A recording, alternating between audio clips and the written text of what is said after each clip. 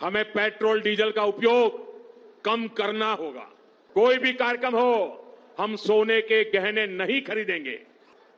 Work from home, online conferences, virtual meetings, इनको हमें फिर से प्राथमिकता देनी है। तो कम से कम 1 साल के लिए हमें विदेशों में जाने की बातों को टालना चाहिए। पेट्रोल डीजल का संयम से इस्तेमाल करना।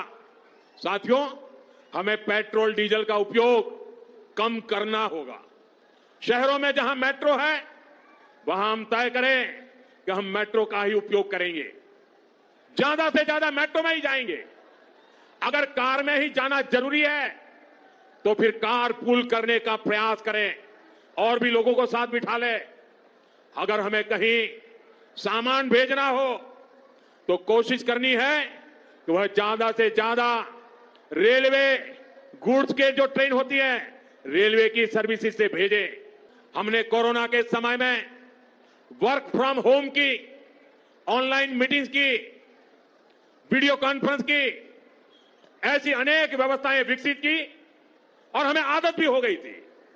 आज समय की मांग ऐसी है कि उन व्यवस्थाओं को हम फिर से शुरू करें, तो वो देश हित में होगा। Work from home, online conferences, virtual meetings, इनको हमें फिर से प्राथमिकता देनी है। साथियों, आज जो संकट है, उसमें हमें विदेशी मुद्रा बचाने पर भी बहुत जोर देना होगा, क्योंकि दुनिया में पेट्रोल डीजल इतना ज्यादा महंगा हो गया है। पहले से कई गुना ज्यादा कीमतें बढ़ गई है।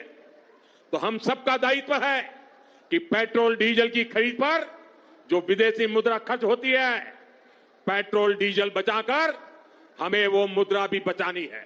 तो कम से कम 1 साल के लिए हमें विदेशों में जाने की बातों को टालना चाहिए।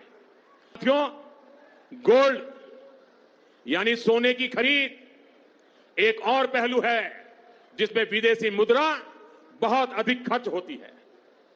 एक जमाना था जब संकट आता था, कोई युद्ध होता था, तो लोग देश हित में सोना दान दे देते थे। आज दान की जरूरत नहीं है, लेकिन देश हित में हमको ये तय करना पड़ेगा कि साल भर तक घर में कोई भी फंक्शन हो, कोई भी कार्यक्रम हो, हम सोने के गहने नहीं खरीदेंगे, सोना नहीं खरीदेंगे। विदेशी मुद्रा बचाने के लिए हमारी देशभक्ति हमें चुनौती दे रही है और हमें इस चुनौती को स्वीकार करते हुए विदेशी मुद्रा को बचाना होगा।